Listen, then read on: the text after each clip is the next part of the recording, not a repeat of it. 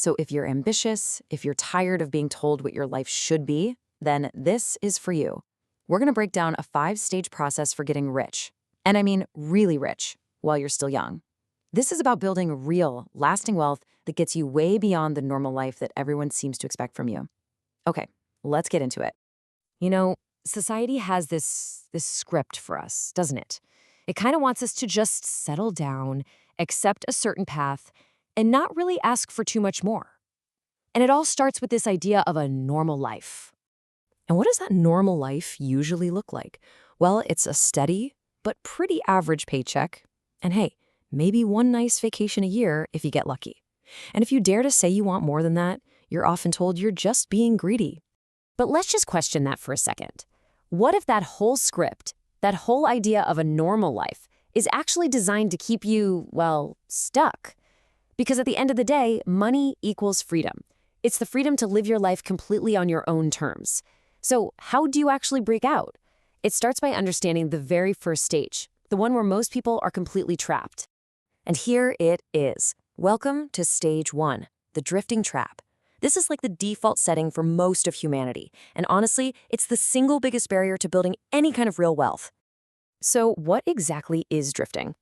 It's basically being passive. It's when you're just floating through life, maybe jumping from one job to the next, trying one side hustle after another, just hoping that one day you'll magically get your big break. It's letting life choose for you, instead of you grabbing the steering wheel yourself.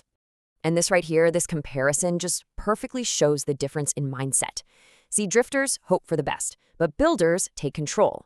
Drifters get pushed around by whatever life throws at them, while builders are the ones steering their own ship. So just take a second and be honest with yourself. Which one of these columns are you in right now?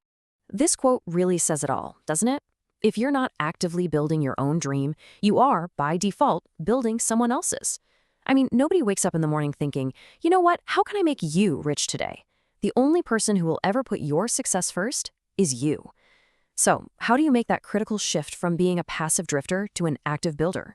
Well, that brings us right to stage 2, which all starts with one single, incredibly powerful decision. It's the power of obsession. Now, I know obsession can sound like a pretty negative word, right? But in this context, it is your greatest weapon.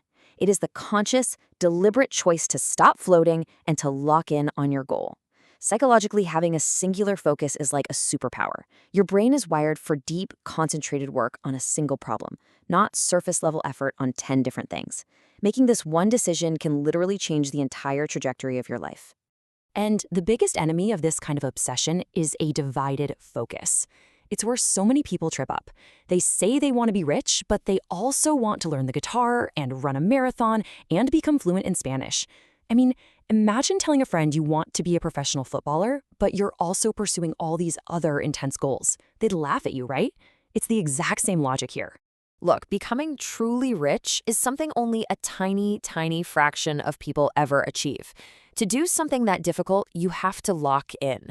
You need one primary objective, one goal, one obsession. And once you have that, you need a plan. Which brings us to stage 3, finding your blueprint. Okay, so you're obsessed, you're focused, but how do you actually make the money? The answer is all about value.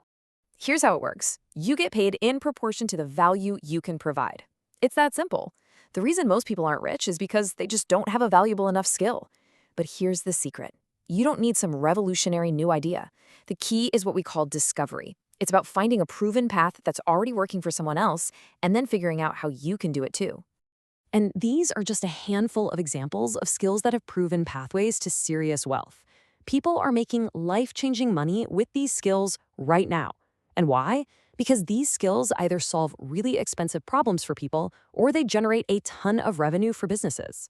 The path has already been paved for you. You just have to choose one and start walking down it.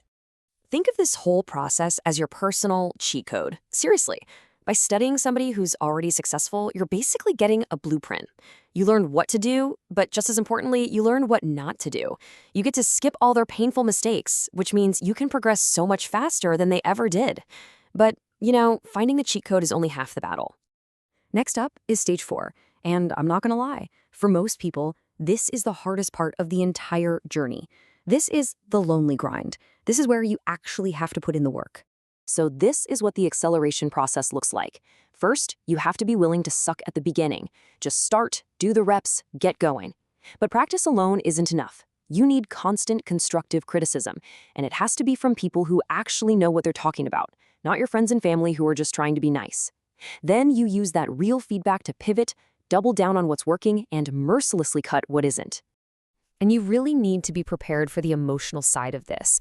This stage is often called the lonely chapter. Why? Because you'll start to feel disconnected from your old friends who just don't share your ambition anymore. But at the same time, you're not yet successful enough to hang out with the people you really look up to. It's this really strange, lonely middle ground. And it's where most people just give up and slip right back into being average. It takes an insane amount of dedication to push through this period all on your own. So what's the solution here? You find your tribe. You have to. Connect with other people who are right there in the trenches with you, the ones who are also chasing success and trying to level up at the same time.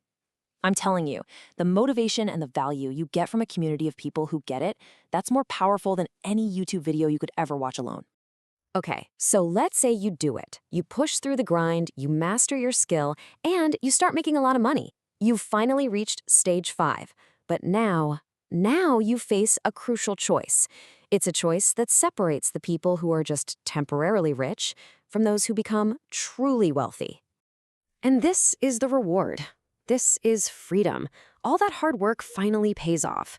You can buy the things you want, you can work from literally anywhere in the world, and you never have to answer to a boss ever again. It is an absolutely incredible feeling.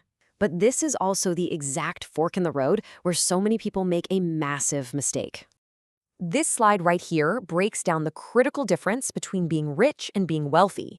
The rich person spends their money to impress other people. You know, flashy cars, designer clothes.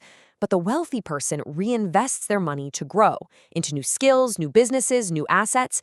They focus on becoming even more successful. To put it simply, the rich take from their future self while the wealthy invest in their future self. And that brings us to the final and most important question you need to ask yourself. When you finally achieve that freedom, what are you going to do with it? Are you going to spend it all trying to look successful for a little while? Or are you going to reinvest it to build true, lasting wealth for your future? The choice is yours.